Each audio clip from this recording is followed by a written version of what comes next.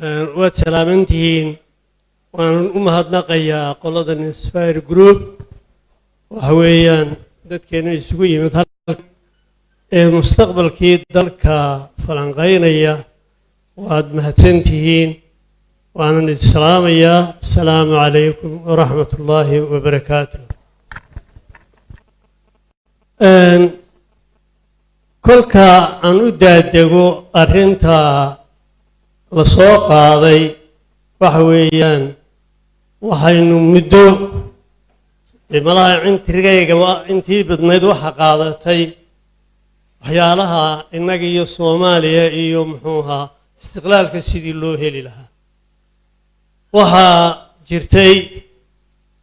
wixii la odhan jiray Soomaali weyn ayaa soo baxday lixdameeyadii Soomaali weyn labadii u horreeyay ayay ku burburtay ee Soomaaliya iyo Somaliland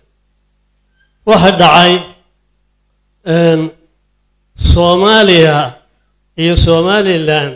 markay dawladnimadii qabteen 60kii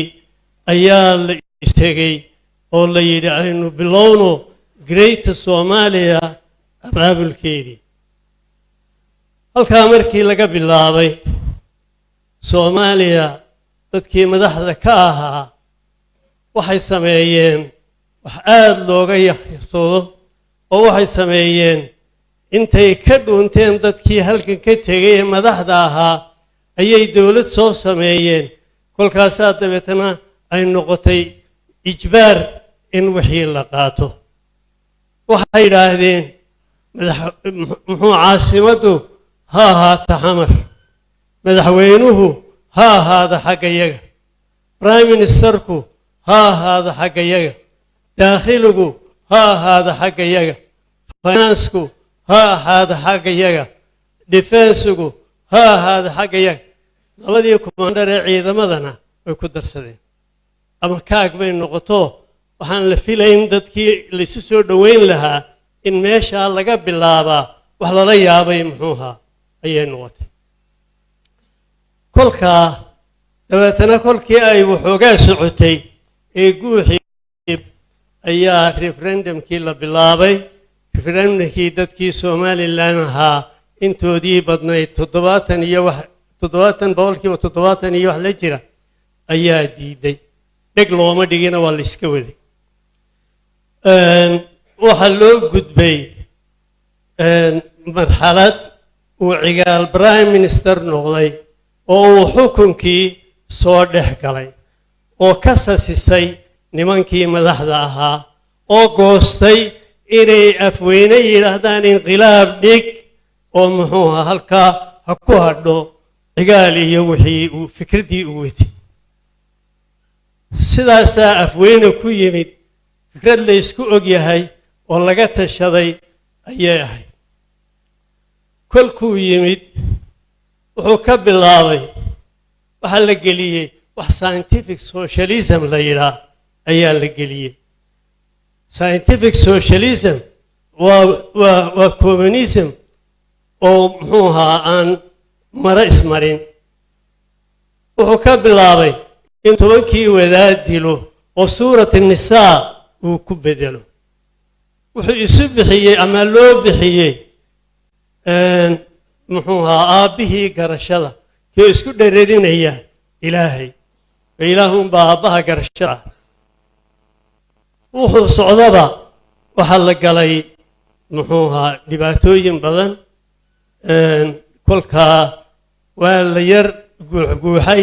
waxbaa la sameeyey dabeetana wuxuu noqday inuu xoog wax ku mariyo 10kii wadaad dilidoodii ka bacdi iyo qoladii generaalada ahayd ee kolkii horeba uu muxuu ahaa ka takhallusay wuxuu bilaabay inuu muxuu ahaa bamgareeyo magaaladii Hargeysa oo diyaaraddu ka kacdo madaarka Hargeysa full load qaadato dabeetana halkaa muxuu ahaa ku garaacdo wuu burburiyey magaaladii wixii baxsanayeyna ee ka baqanay ee ka dudayay ee dariiqa marayeyna waa lala raacay oo diyaaradihii way la raaceen iyagana waa la laayay kolkii haddana uu gartay inayna ku xasilayn sidaa wuxuu suuq buu bilaabay rag buu madax ugu yeedhay raggii madaxda ahaa wuxuu yidhi hebelow intaad dee qof soo disho uunbaad darajadeeda muxuu ahaa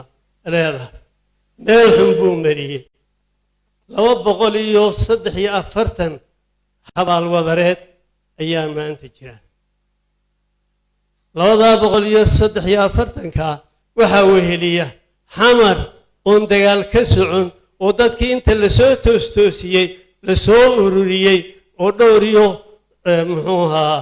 40 lagu dilay halkaa oo inan yaroo mayd galay uu ka badbaaday waxaase ayna soo maray dacwa ayna soo maray xoolihii ummaddaa la boobay mar walba waxaa la odhan jiray markabkii berbero soo galay alaabtii waa lagala degayoo dadkiina waxba lama siin dhibaato weyn ayuu lahaa kolkaa kuwii soo diray ee madaxda ahaa ee kolkii horena ficilkii aan sheegayay soo maray ayaa muxuu ahaa uu isaguna ka mid ahaa uu ka duwanaawuno uu ka yar gacanadkaa kolkaa waxaa meesha taallaa waxa weeye miyaynaan soomaaliya baranayna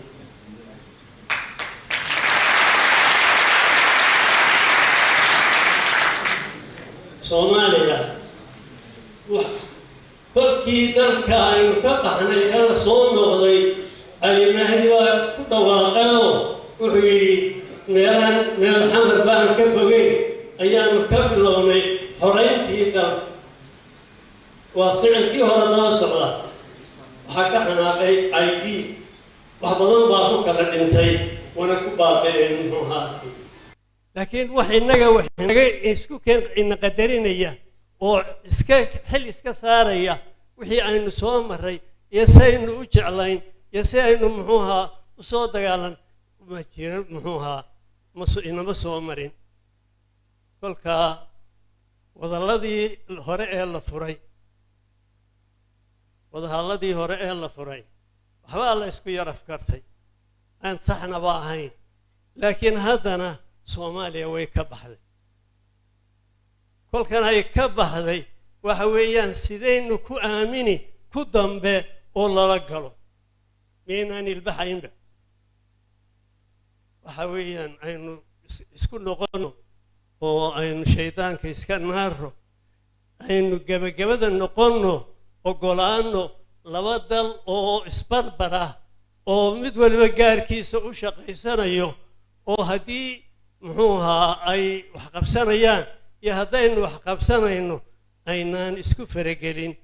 inaynu ahaanaa aan ku soo koobi lahaa muxuu ahaa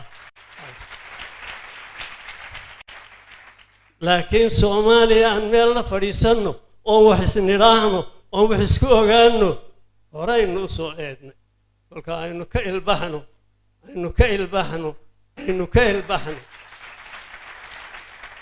والسلام عليكم ورحمة الله.